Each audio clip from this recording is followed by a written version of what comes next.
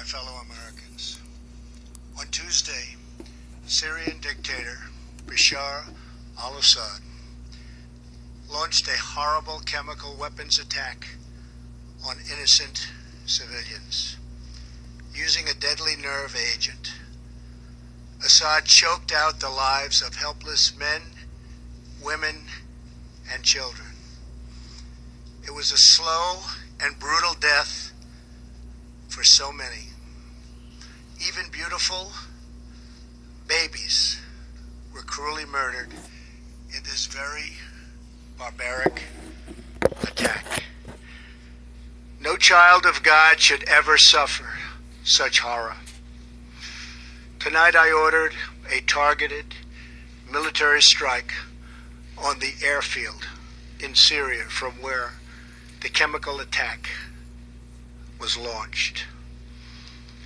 It is in this vital national security interest of the United States to prevent and deter the spread and use of deadly chemical weapons. There can be no dispute that Syria used banned chemical weapons, violated its obligations under the Chemical Weapons Convention, and ignored the urging of the UN Security Council. Years of previous attempts at changing Assad's behavior have all failed, and failed very dramatically. As a result, the refugee crisis continues to deepen, and the region continues to destabilize, threatening the United States and its allies. Tonight I call on all civilized nations to join us in seeking to end the slaughter and bloodshed in Syria, and also to end terrorism of all kinds and all types. We ask for God's wisdom as we face the challenge of our very troubled world. We pray for the lives of the wounded and for the souls of those who have passed. And we hope that as long as America stands for justice, then peace and harmony will, in the end, prevail. Good night, and God bless America and the entire world. Thank you.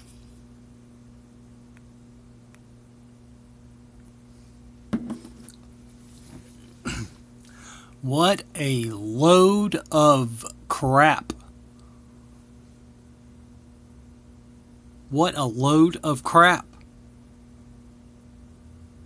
Now, the American people that did vote for this particular individual should understand now what's really going down, and we should be aware now of the puppet strings and the real power structure.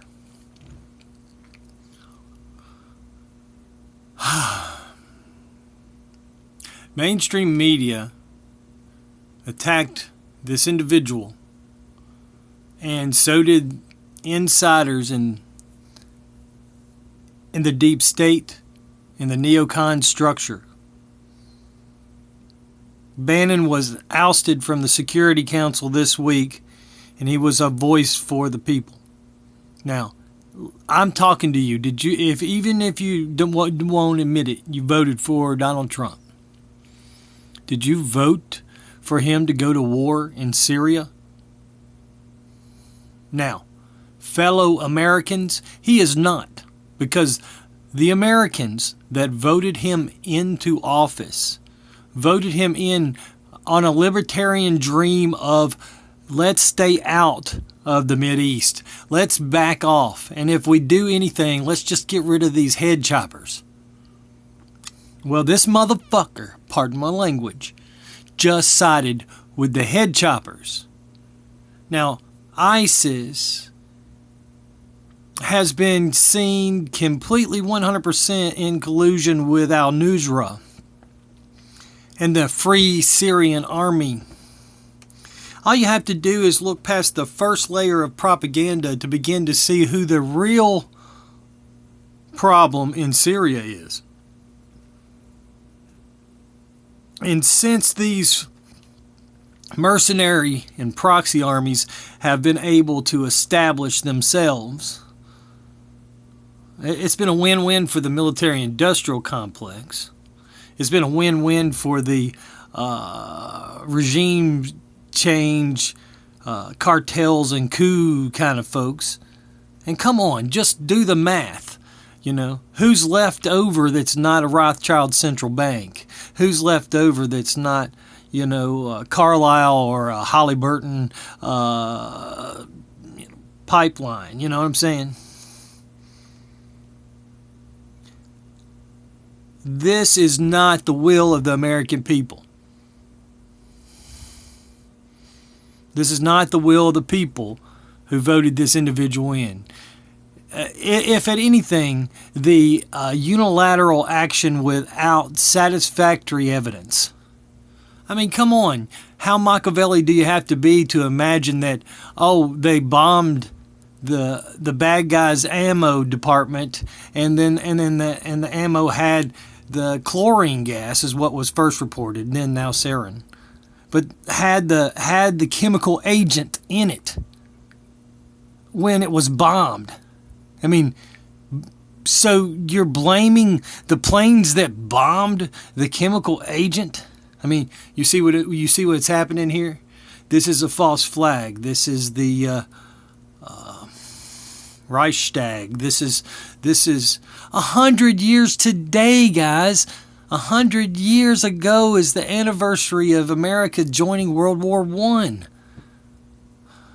We have been sitting here with our proxy armies, feeding them until finally, on both fronts, we must have destroyed them enough, or they were backed in such a corner when McCain came over there, he made some promises that he had to come back and make happen. Now, I don't know who and how and when, or it seemed like Trump was saying, pray for me because I'm making the wrong decision and I know it and I'm having to. Like he was like totally a puppet.